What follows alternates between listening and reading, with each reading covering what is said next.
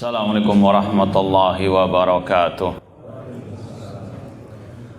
Innal hamdalillah nahmaduhu wa nasta'inuhu wa nastaghfiruh wa na'udzu billahi min syururi anfusina wa min sayyiati a'malina.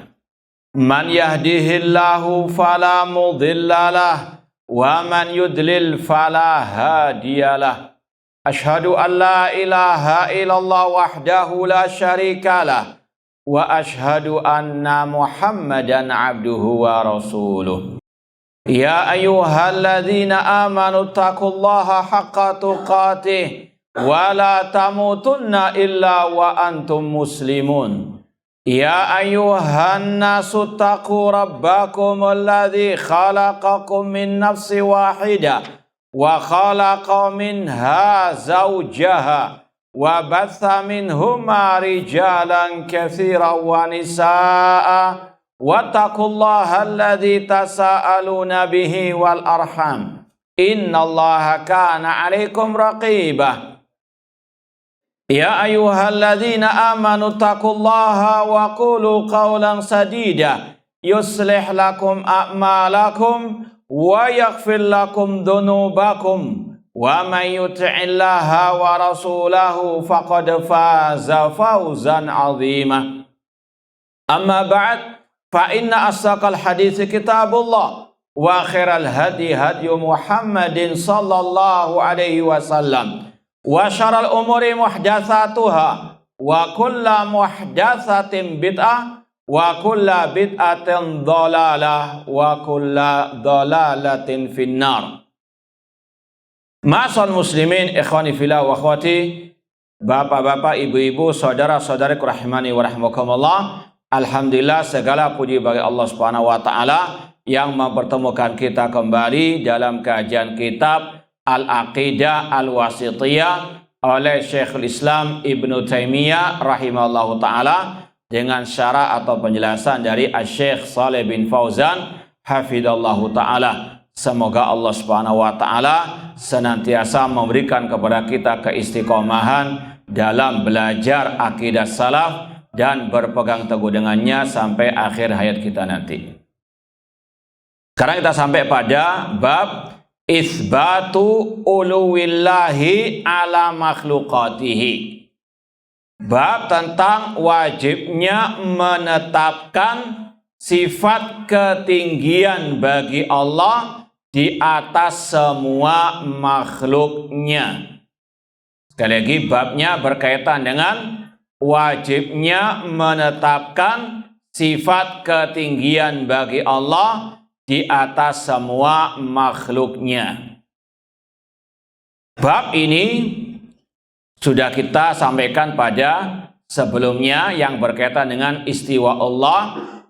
Ada beberapa perbedaan antara sifat istiwa dengan sifat ulu. Meskipun makna istiwa adalah al-ulu, namun ada beberapa perbedaannya.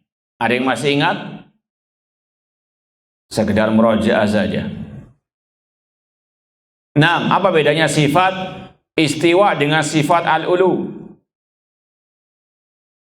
Sifat al-ulu sifat dzatiyah. Sifat ulu sifat dzatiyah yang senantiasa melekat pada diri Allah, senantiasa Allah tinggi di atas makhluknya. Nah, sedangkan sifat istiwa sifat fi'liyah, sifat yang berkaitan dengan kehendak Allah. Kapan Allah berkehendak, maka dia tersifati dengannya.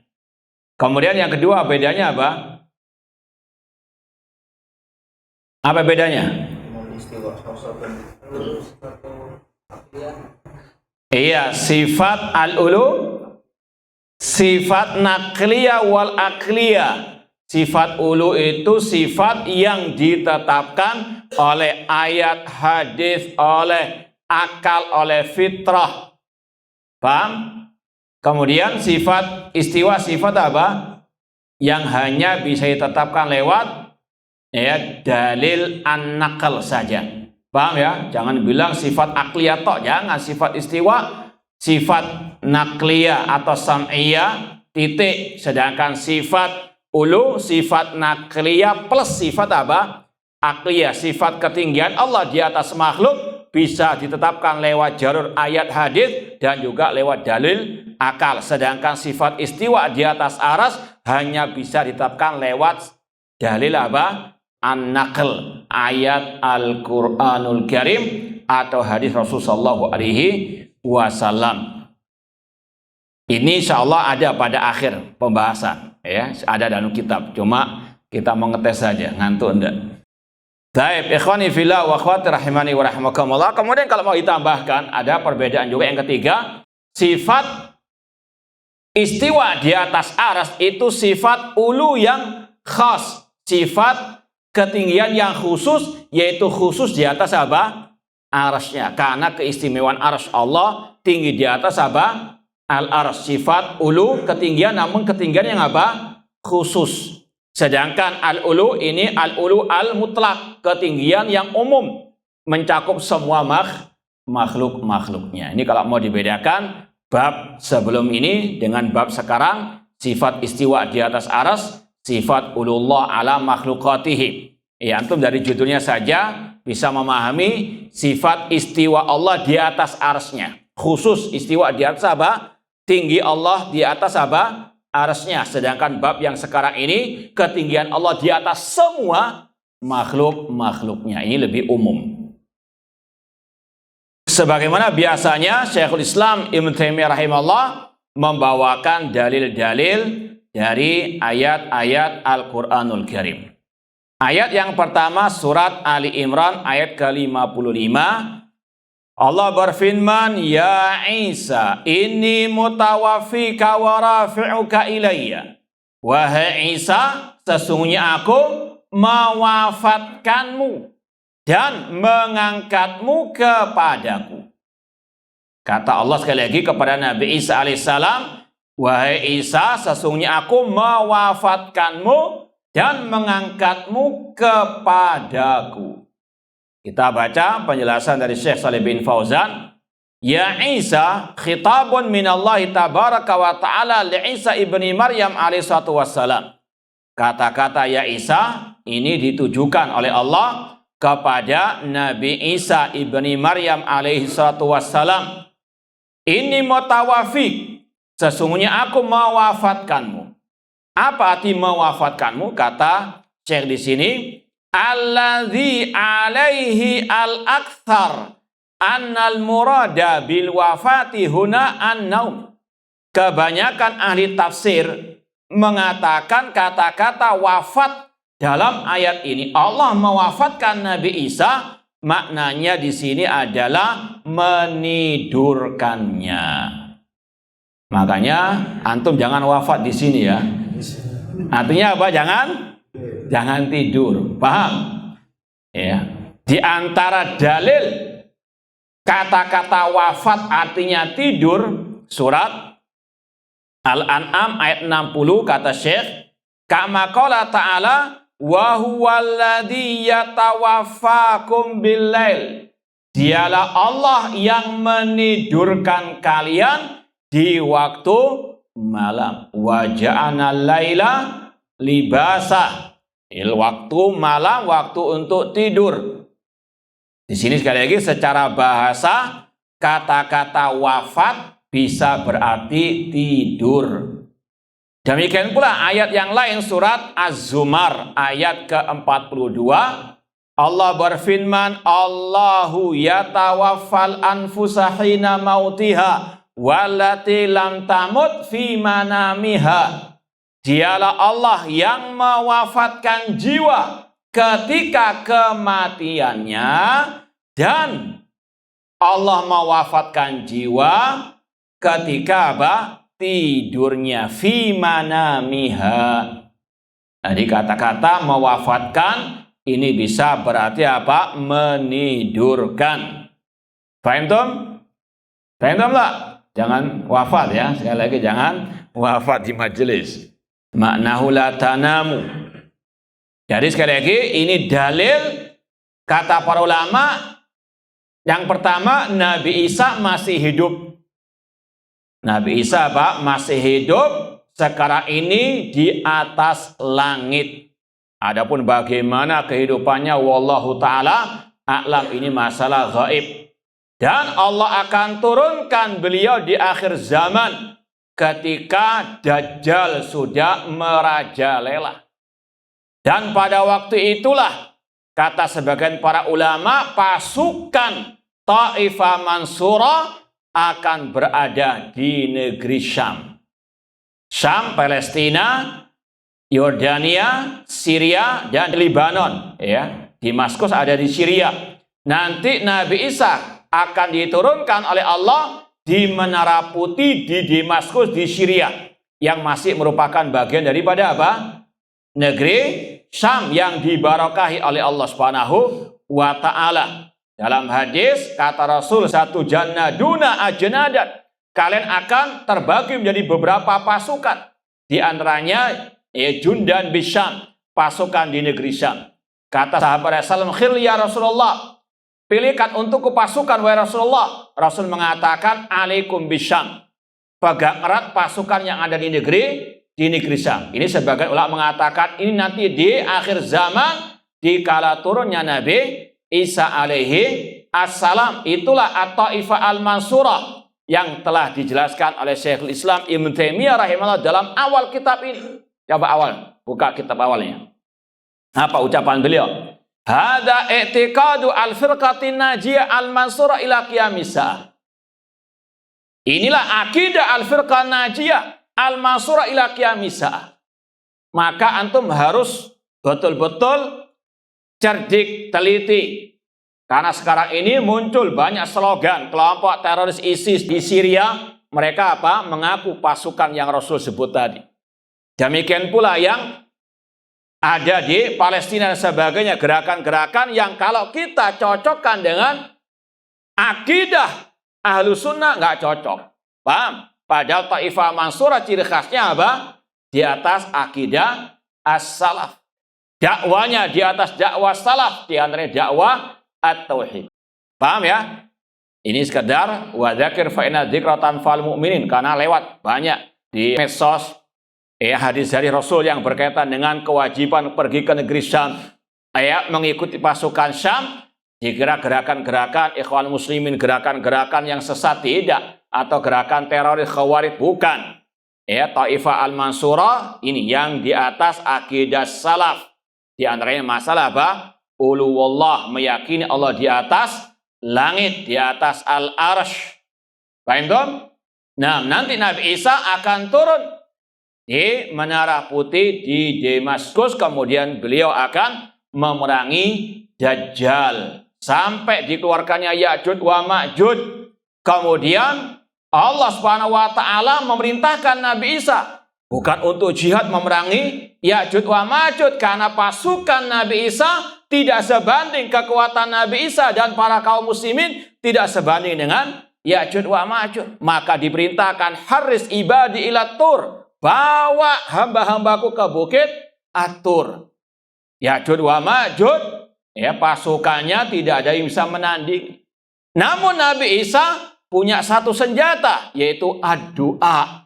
Doa kepada Allah Subhanahu wa taala agar membinasakan Ya'juj wa Ma'juj. Dan Allah pun mengirim ulat-ulat yang membinasakan Ya'juj wa Ma'juj dalam satu malam. Allah ala kulli syai'in qadir. Dan dalam kisah ini kata ulama ada fikih jihad, bahwasanya kaum muslimin kalau masih lemah tidak ada kewajiban untuk berperang dengan musuhnya dengan senjata. Tidak boleh untuk mengangkat senjata, karena madaratnya akan lebih banyak membantai kaum muslimin.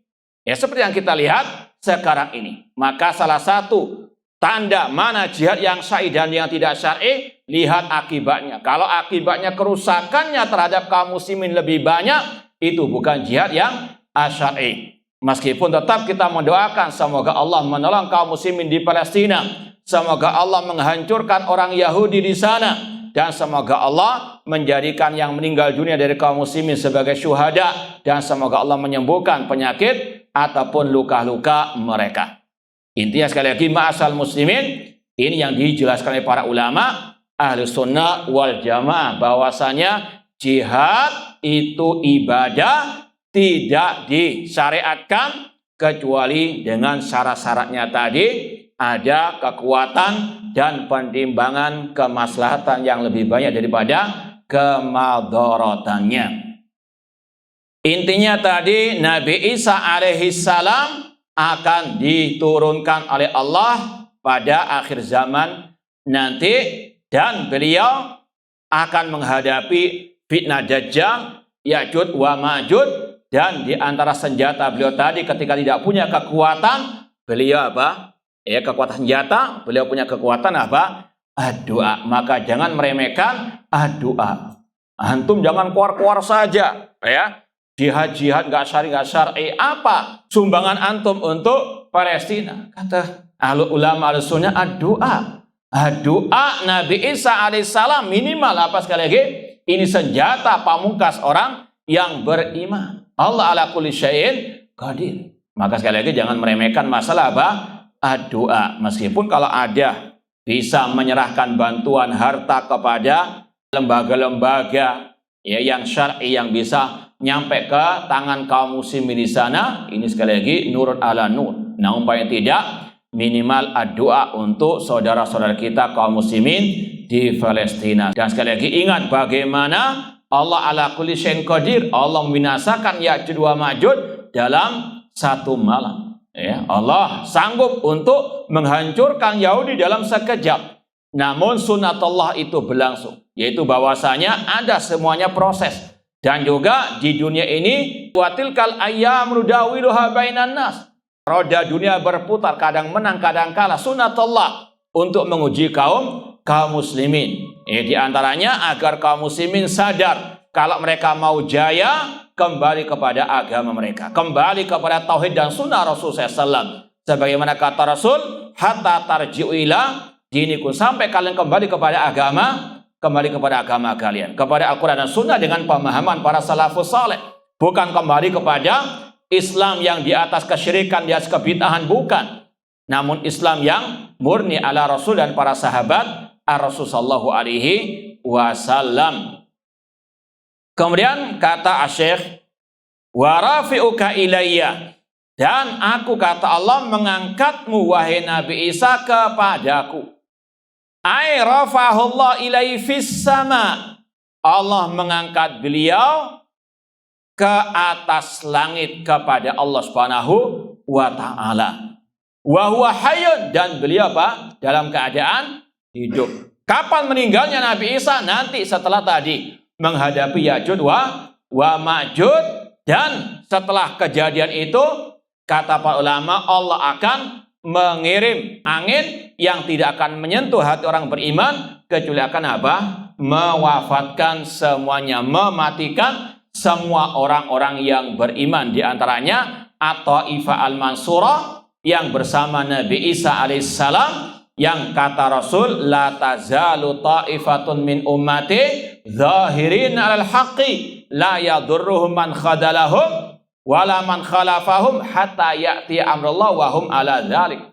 Senantiasa akan ada sekelompok dari umatku yang tegak di atas kebenaran, tidak memadaratkan mereka orang yang mencampakkan, menyelisih mereka, sampai datangnya amrullah, perkara Allah. Kata Ibnu Hajar Asqalani dan yang lainnya dalam Fathul Bari bahwasanya ini adalah angin yang tidak menyentuh hati orang beriman kecuali akan mewafatkannya. Pada saat itulah orang mukmin semuanya akan meninggal dunia, yang tersisa hanyalah orang-orang kafir, dan pada saat itulah Allah akan menegakkan hari kiamat. Nah, Allah mengangkat Nabi Isa ke atas langit sedangkan beliau dalam keadaan hidup.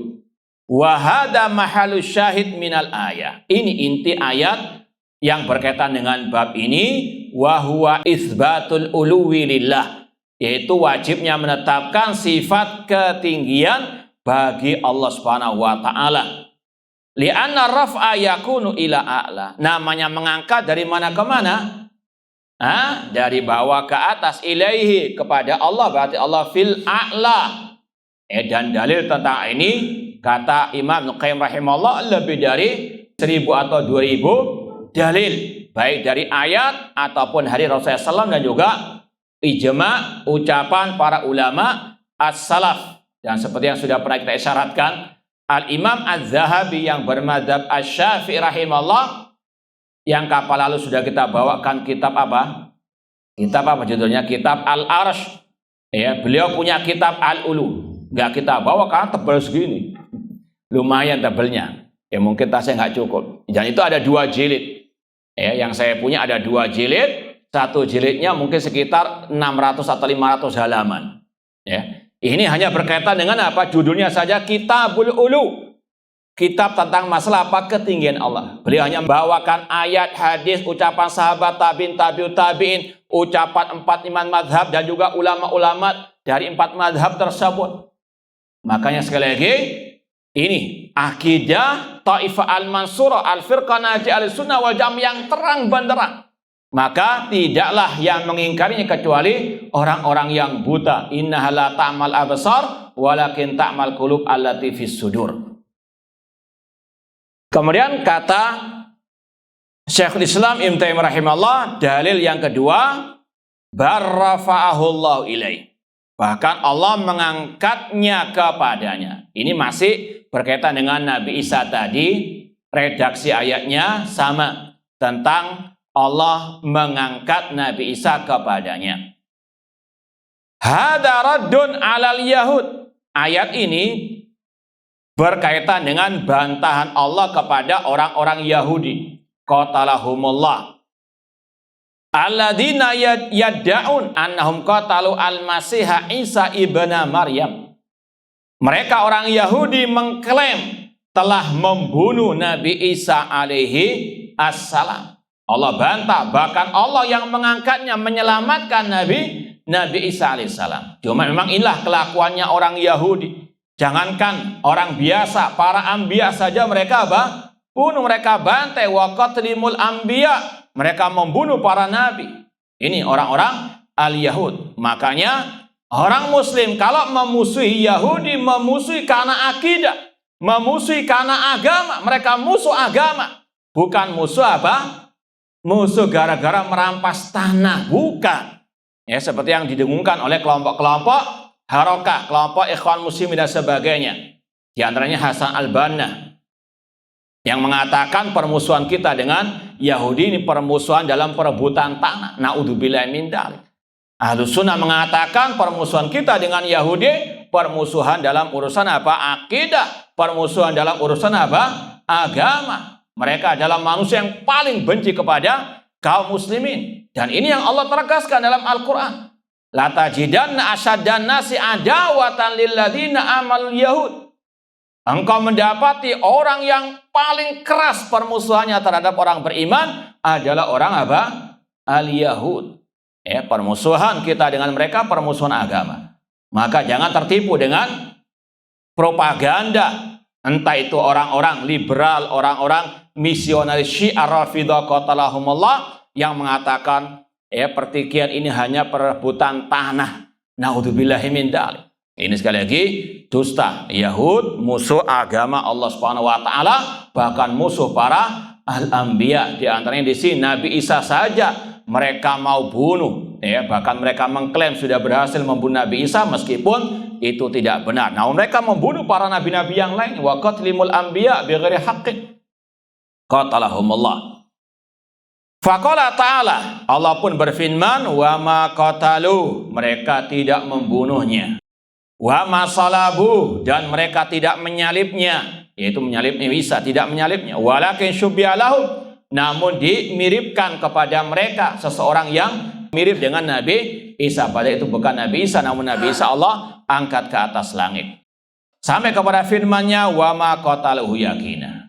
Kata Allah, mereka tidak membunuhnya secara yakin. Itu hanyalah klaim mereka saja. Surat An-Nisa ayat 157. Barrafahullah ilaih, bahkan Allah mengangkat Nabi Isa kepadanya. Ay rafa'allahu subhanahu wa ta'ala al-Masih alaihissalam ilaih wa huwa hayyun lam yuktal. Allah mengangkat Nabi Isa alaihissalam kepadanya dalam keadaan Nabi Isa masih hidup. Sekali lagi beliau akan diturunkan di akhir zaman nanti. Kapan? Wallahu ta'ala a'lam. Jangan apa? Halu, ya. Oh, sekarang sudah turun karena apa pesawat dapat SMS misalnya. Terutama tentang Imam Mahdi dan sebagainya. Sekarang jangan jadi ikut mazhab halu. Nah, wa huwa hayyul lam yuqtal wa hadza mahallus syahid. Ini inti dibawakannya ayat ini dalam bab ini. Li anna fi itsbata uluwillahi ta'ala ala khalqihi. Karena di dalamnya ada penetapan ketinggian Allah di atas semua makhluknya. Di antaranya juga di atas apa? Al-Arsy. Makanya ulama kadang mengatakan Allahu ala arsihi fis samai. Allah di atas arsy-nya, di atas apa? Langitnya. Dan ini tidak bertentangan. Karena arsy di atas apa? Langit. Paham? Kadang ulama mengatakan sebagaimana Imam Al-Muzani Asy-Syafi'i dalam awal kitab Syarhus Sunnah mengatakan alin ala arsyihi. Allah tinggi di atas apa? Arsy-nya. Imam Malik mengatakan Allahu fis sama. Allah di atas langit wa ilmu fi kulli makan. Maka tidak saling apa? Bertentangan. Intinya Allah fil ulu. Nah. Li'anna raf'a yakunu ila a'la. Dan sebagaimana kaidahnya tadi, insya Allah dalam semua bahasa namanya mengangkat dari mana ke mana?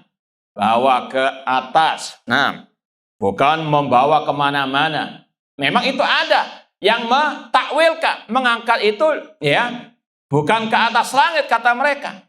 Ini yang pernah disampaikan oleh Imam Ibnu Khuzaimah. Ini kalau antum mau lebih banyak lagi dalil-dalilnya, di antaranya kitab At-Tauhid yang pernah kita bawakan oleh Imam Ibnu Khuzaimah, murid dari muridnya Imam Asy-Syafi'i rahimallahu ta'ala. Beliau bawakan dalil-dalil di antaranya yang sudah kita bacain dan yang disampaikan oleh Syekhul Islam Ibnu Taimiyah rahimahullah, dan juga dalam kitab Tauhid Ibnu Khuzaimah babnya mirip. Setelah membawakan bab tentang sifat istiwanya Allah di atas arsy, beliau iringi langsung dengan sifat ketinggian Allah di atas makhluknya, dan disebutkan dalilnya dari ayat bahkan juga dari hadis Rasulullah SAW, dan beliau mengatakan tidaklah yang mengingkari Allah di atas langit kecuali Al-Jahmiyah, kelompok Al-Jahmiyah.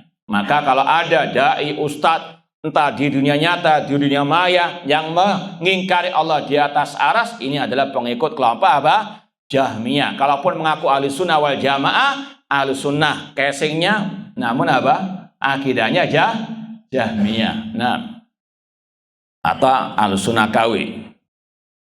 Kemudian dalil yang berikutnya, ayat yang ketiga surat Fatir ayat 10. Allah berfirman, ilaihi yas'adul kalimut thayyibu wal amalu salihu yarfa'u. Kepadanya lah, kepada siapa? Allah naik ucapan yang baik dan al-amal as-salih yang Allah mengangkatnya. Ai ilallahi subhanahu wa ta'ala la ila ghairihi yartafi. Kepada Allah sajalah naik ucapan-ucapan yang baik. Al-kalimu at-tayyib. Apa itu al-kalimu at-tayyib? Az-zikru wa tilawatu wa du'a. Berzikir, tentunya zikir yang sesuai dengan ajaran Rasulullah SAW. Wa tilawah, membaca Al-Quran. Demikian pula apa? Ad-du'a. Oleh karena itulah ada ulama yang menulis kitab kumpulan zikir, judulnya ini Al-Kalimut Thayyib. Siapa yang tahu siapa penulisnya? Kan yang masyhur Hisnul Muslim misalnya, kumpulan doa-doa dan zikir. Al-Azkar Imam Nawawi. 6. Ada yang tahu enggak judul buku Al-Kalimut Thayyib tentang kumpulan zikir? Karya siapa? Hah? Karang siapa? Iya, sang penulis kitab akidah Wasithiyah. Jazakallah khair, barakallahu fiik. Al-Kalimut Thayyib, ya, ini sekali lagi ucapan yang baik, diantaranya masalah zikir. Oleh karena itulah Syekhul Islam Taimiyah rahimahullah menulis buku yang mengumpulkan masalah zikir-zikir ala Rasulullah SAW, judulnya Al-Kalimu At-Thayyib. Kalau muridnya Ibnu Qayyim juga punya mirip dengan itu. Ada yang tahu judulnya? Hah? Al-Wabilu As-Sayyib. Nah, Kemudian kata Allah Subhanahu wa taala, ilayya yas'adul kalimut thayyib wal amalus saleh yarfa'u. Demikian pula amal saleh diangkat kepada Allah Subhanahu wa taala. Ai al amalus saleh yarfa'al kalimat thayyib. Bahwasanya amal saleh itu yang akan mengangkat ucapan yang baik. Fa innal kalimat thayyib la yuqbal illa ma'al amal saleh. Karena ucapan yang baik tidak akan diterima kecuali dengan al-amal as-saleh. Karena bagaimanapun juga amal saleh ini kategorinya yang ikhlas dan apa? Al-ittiba, sesuai dengan sunnah Rasulullah SAW. Makanya kita katakan tadi kalimat thayyib zikir, yaitu zikir yang sesuai dengan ajaran Rasulullah SAW. Zikir yang sesuai dengan tuntunan Rasulullah SAW, bukan ngarang-ngarang sendiri. Entah dari sisi redaksinya, bilangannya, ataupun dikaitkan dengan masalah tempat dan waktunya. Ya, tidak boleh mengkhususkan zikir-zikir yang tidak ada tuntunannya dari Rasulullah SAW. Faman dzakarallahu ta'ala wa lam yu'addi faraidahu rudda kalamahu. Barang siapa yang berzikir kepada Allah namun dia tidak melaksanakan faridah, kewajiban-kewajiban Allah, maka ditolak ucapannya. Qala Iyas ibnu Muawiyah, laulal amal saleh lam yurfa al kalam. Ada seorang ulama yang bernama Iyas bin Muawiyah rahimahullah berkata, seandainya bukan karena amal saleh, tidak diangkat ucapan itu kepada Allah Subhanahu wa taala. Sekali lagi, karena semuanya berkaitan dengan al-ikhlas wal al-ittiba. Wa qala al-Hasan wa Qatadah, la yuqbal qaulun illa bi amal. Tidak akan diterima ucapan kecuali dengan amalan. Apalagi kalau kita ingat, amal ini juga berkaitan dengan amalan apa? Anggota badan, diantaranya apa? Al-lisan juga. Wasyahid minal ayah, inti dari ayat yang ketiga ini sama dengan yang sebelumnya, anna fiha itsbata uluwillah ala khalqihi. Di dalamnya ada penetapan ketinggian Allah di atas makhluknya. Li anna su'uda war raf'a yakunani ilal a'la. Karena namanya naik sama kaidahnya dengan tadi apa? Dari bawah ke atas. Cuma dalam bahasa Arab kata-kata naik ya, ini ada beberapa redaksinya. Tadi apa? Ar-rafa', Allah meninggikan, menaikkan. Ar-rafa', barrafa'ahullahu ilaihi. Kalau di sini apa? Yas'adu, naik kepada Allah. Makanya Imam Ibnu Qayyim dan juga Al-Imam Ibnu Abil Is Al-Hanafi, terutama dalam kitab Syarah Aqidah At-Tahawiyah, beliau menyebutkan ada 20 redaksi ayat dan hadis yang menetapkan sifat ketinggian bagi Allah. Redaksinya bermacam-macam. Satu redaksi bisa beberapa ayat. Ya. Kalau diantaranya di sini, ya tadi redaksinya apa? Allah mengangkat Nabi Isa. Allah mengangkat amal saleh. Paham? Itu redaksinya dengan apa? Rafa'ahullah. Paham? Redaksi yang kedua dengan kata-kata apa? Ilayya yas'adu al-kalim. Namun intinya sama, Allah di atas langit. Kepada Allah lah naik ucapan yang baik. Paham? Redaksinya apa? As-su'ud. Kemudian juga ada yang mirip dengan itu. Ada yang tahu enggak? Al-uruj. Ta'ruju ilaihil malaikatu. Dil ma'arij. Ta'ruju ilaihi al-malaika, naik kepada Allah para malaikat. Namun dengan redaksi apa? Al-uruj. Paham? Mi'raj sama dengan mi'raj. Paham? Isra wal mi'raj, dinaikkan. Paham? Jadi itu redaksi ayat yang berkaitan Allah tinggi di atas arasy, sudah ada 3. Meskipun kalau bahasa Indonesia sama, menaikkan atau naik dari bawah ke atas, Allah dia di atas. Paham? Paham enggak? Hah? Enggak paham? Coba yang jujur ya, paham atau enggak? Yakin? Perlu dites enggak? Hah? Coba yang belakang. Terserah yang belakang yang mana. Sebutkan 3 redaksi ayat yang menunjukkan Allah di atas. Yang belakang sendiri, terserah yang mana. Yang pinggir kanan, kiri, tengah, terserah. Nah, iya silakan. Rafa'ana. Yang kedua, Sa'ida yas'aduna.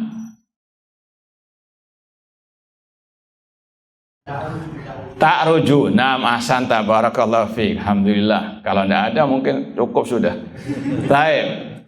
Intinya satu redaksi ayat itu ayatnya banyak, ya.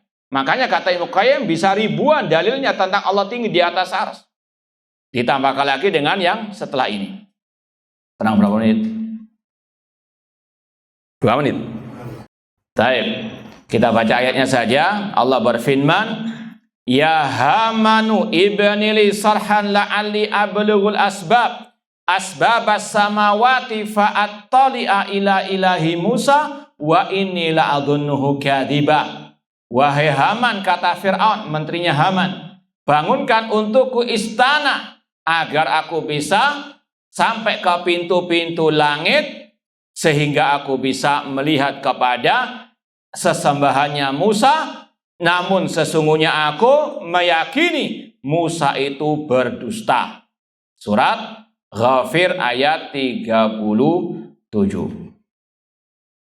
Kata Syekh, Ya Hamanu ibnili sarhan, hada min makulati Fir'aun liwazirihi Haman. Ini adalah ucapan Fir'aun kepada menterinya yang bernama Haman. Ya'muruhu an yabni lahu qasran munifan aliyan. Untuk menterinya yang bernama Haman tadi membangun bagi Fir'aun sebuah istana yang tinggi. La'alli ablughul asbab, agar Fir'aun, ya kata Allah, ya sesuai dengan halusinasinya Fir'aun. Ini juga madhabnya halu, ya. Fir'aun mengatakan, la'alli, agar aku bisa sampai ke pintu-pintu langit, atau turuqus samawat, atau jalan-jalan di langit, au abwaba, atau pintu-pintu di langit. Fa'attali'a ila ilahi Musa, agar aku bisa melihat kepada sesembahannya Musa. Fa'attali, ya, di sini dibahas masalah bahasa Arabnya, kita tinggalkan. Wa makna maqalatihi, inti dari ucapan Fir'aun tadi, hadhihi takdzibu Musa alaihissalam fi annallaha arsalahu au anna lahu ilahan fis sama. Ada dua makna dalam kata-kata wa inni la'adhunnu kadziba. Aku mengira Musa itu dusta.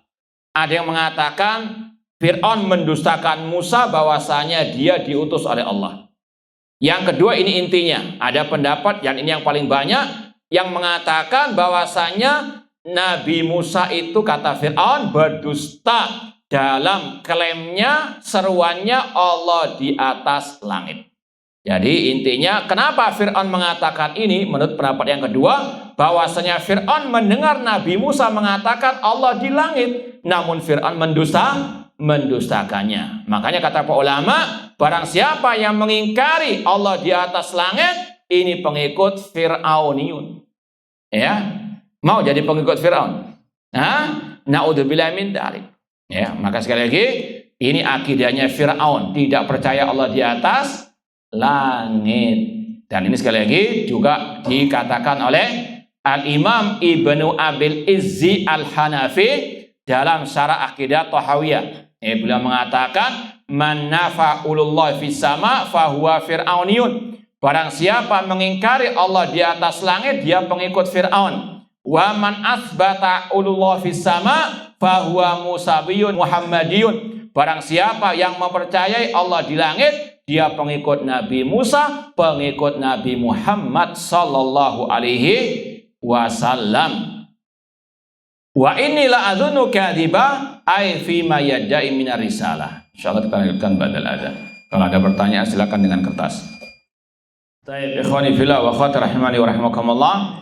Itu dalil yang keempat yang dibawakan oleh Syekhul Islam Ibnu Taimiyah rahimahullah tentang ketinggian Allah di atas langitnya. Yang ini berkaitan dengan ucapan Fir'aun yang mendustakan akidahnya Nabi Musa alaihissalam bahwasanya Allah di atas langit. Dan kata para ulama, akidah ini adalah akidah para anbiya wa rusul. Karena masalah akidah nggak akan mungkin ada perbedaan. Di antaranya di sini Nabi Musa, kata para ulama, telah mengatakan kepada Fir'aun Allah fis sama, namun Fir'aun mendustakan Nabi Musa. Makanya sekali lagi, siapa yang mendustakan Allah di atas langit, yang mengingkari Allah di atas langit, yang tidak percaya dengan Allah di atas langit, maka dia pengikut Fir'aun, Fir'auniyun. Dan yang mengatakan, yang meyakini Allah di langit, dia pengikut para anbiya, di antaranya Nabi Musa dan Nabi Muhammad sallallahu alaihi wasallam. Kemudian kata Asy-Syaikh, asyahid minal ayah anna fiha isbat uluwillahi ala khalqi. Intinya dalam ayat ini ada penetapan ketinggian Allah di atas makhluknya. Haitsu inna Musa alaihissalam akhbara bidzalik, yang mana Nabi Musa mengabarkan akan hal tersebut, namun Fir'aun hawala Fir'aun fi takdzibihi. Namun Fir'aun mencoba untuk mendustakannya dengan halusinasinya tadi, membuat istana atau mungkin tangga yang sampai ke atas langit. Maka ini kalau mau antum tambahkan, ini redaksinya yang keberapa berarti? Yang keempat ya, dari redaksi 3 tadi, ar-rafa wal uruj was su'ud. Kemudian di sini tentang kisah Fir'aun yang mendustakan Nabi Musa. Ya. Kemudian yang kelima dalilnya firman Allah dalam surat Al-Mulk ya, ayat 16 sampai 17. Allah berfirman, a'amintum man fis sama'i ayyakhsifa bikumul arda fa idza hiya tamur.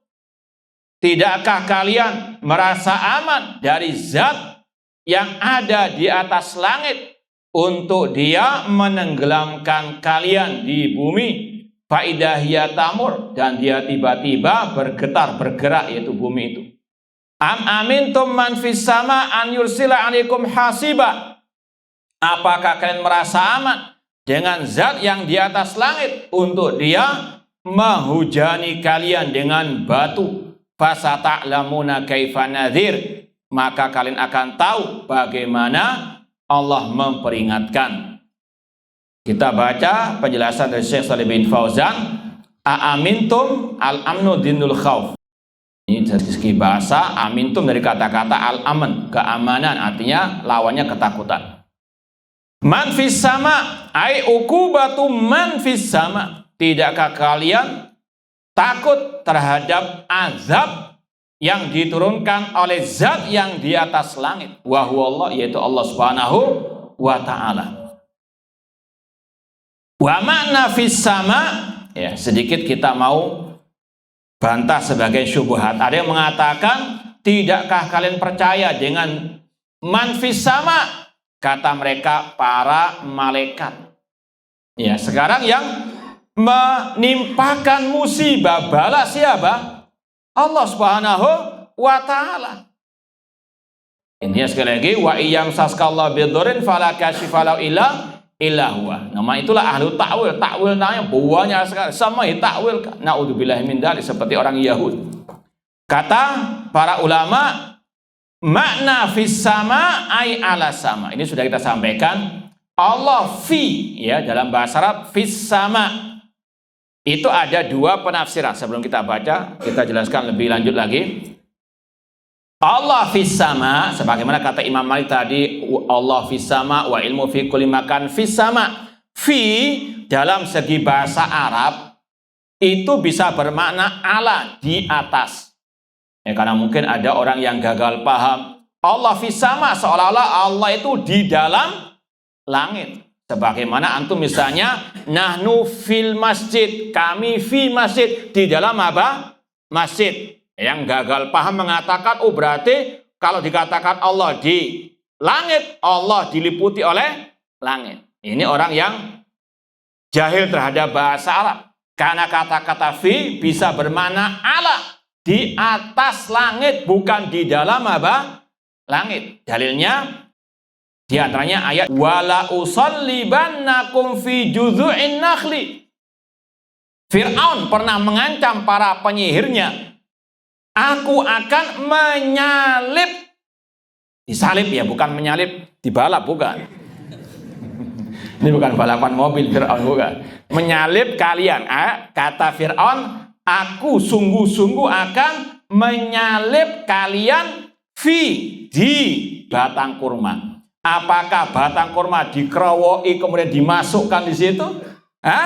Anda disalib ya di atasnya apa? Ya, batang kurma. Sama dengan firman Allah, "Qul siru fil ardi." Katakan Nabi Muhammad kepada mereka, berjalanlah di muka bumi. Di situ apakah di dalam kerak bumi? Ikut apa itu? Cacing atau orang-orang atau apa itu? Na'udzubillah min. Maknanya apa? Alal ardi, berjalanlah di atas muka bumi. Ini bantahan bagi yang mentakwil atau yang mengatakan Allah tidak di atas langit, karena kalau dikatakan Allah fis sama, seolah-olah apa? Allah diliputi oleh langit. Ini kegagalan paham mereka, padahal kata-kata fis sama artinya alas sama. Ini kalau dibahas dalam segi fi-nya artinya alas sama, Allah di atas langit, bukan di dalam langit. Dengan dalil 2 ayat tadi. Nah, wallahu ta'ala, insyaallah kita lanjutkan pada pertemuan yang akan datang. Insyaallah akan ada banyak tambahan tentang hal ini. Ada pertanyaan? Ya, tentang masalah kelompok Hamas, kata para ulama mereka adalah cabangnya kelompok Ikhwan al-Muslimin. Ya, antum sudah tahu sendiri bagaimana sepak terjang Ikhwan Muslimin yang tidak memproteskan dakwah mereka kepada at-tauhid, yang mereka jauh daripada akidah para as-salaf, ya, akidah para sahabat tabi'in maupun tabi'u at-tabi'in. Ini sekali lagi adalah apa? Cabangnya Ikhwan Muslimin.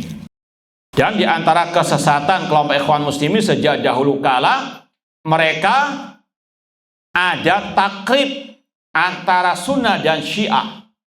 Ya, insya Allah kita pada kajian hari Ahad, insya Allah besok itu hari Ahad, insya Allah ada di mana itu?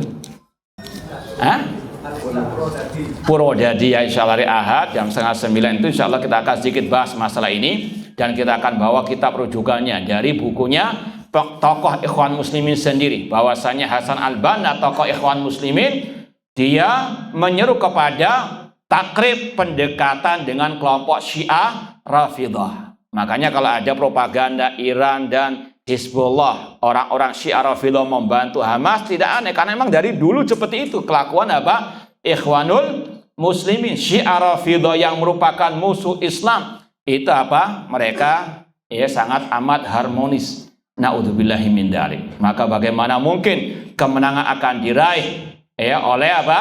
Orang-orang yang bergabung dengan musuh-musuh Islam itu sendiri, yaitu Syiah Rafidah. Syekhul Islam sebagai saksi sejarah bagaimana ketika beliau berperang dengan Tatar pada waktu itu, kelompok Syiah Rafidah berada di belakang orang-orang kafir, membantu orang-orang kafir. Na'udzubillah min dzalik. Apakah jihad dalam rangka bertahan juga butuh kekuatan? Ana tanya, atau pikir sendiri ya. Rasul dulu tinggal di kota mana? Awal kali dakwah di kota apa? Mekah. Apakah Rasul diperintahkan oleh Allah berjihad dengan pedang? Karena beliau apa? Di situ bertahan, nggak menyerang kan? Karena dalam satu apa? Satu kota yang sama dengan orang-orang musyrikin jahiliyah. Sahabat sebagian dibantai, di antaranya keluarga apa? Ammar bin Yasir. Sebagai sahabat siap untuk berjihad, berperang pada waktu itu. Namun Rasul apa? Tidak mengizinkan. Allah nggak mengizinkan mereka untuk berjihad. Karena apa? Memang kekuatan mereka masih belum mumpuni. Kalau bahasa Surabaya nggak nyucuk dengan apa? Kekuatan militernya orang-orang apa? Kafir Quraisy. Maka tidak ada jihad dengan pedang. Yang ada jihad dengan Al-Quran, dengan dakwah. Kata Allah, wajahidhum bihi. Berperanglah, berjihadlah melawan mereka bihi, dengannya, kata Ibn Abbas, bil Quran, dengan Al-Quran. Karena sekali lagi kekuatan kaum muslimin masih belum mumpuni. Sampai beliau hijrah ke kota Madinah, punya bantuan dari kaum Al-Ansar. Maka Allah pun mengizinkan mereka untuk berjihad dengan pedang. Dan jangan lupa, jangan hanya ingat jihadnya, perangnya sahabat. Ingat bagaimana penggemblengan dakwah tauhid 10 tahun pertama di kota Mekah. Tidak ada syariat apapun, tidak ada dakwah pendidikan apapun kecuali dakwah tauhid. Ini penggemblengan yang tidak diikuti oleh mereka. Makanya kalau ada yang mengatakan, loh itu pasukan kaum musyrikin 3 kali lipat pasukan apa? Badar. Sedikit, kok dibolehkan? Maka jawab para ulama, lihat bagaimana kekuatan imannya para sahabat Rasulullah sallallahu alaihi wasallam. Ikuti jejak mereka, digembleng 10 tahun dengan tauhid. Paham? Ini nggak ada jihad pada waktu itu. Yang tambah 3 tahun lagi sebelum beliau hijrah. Paham?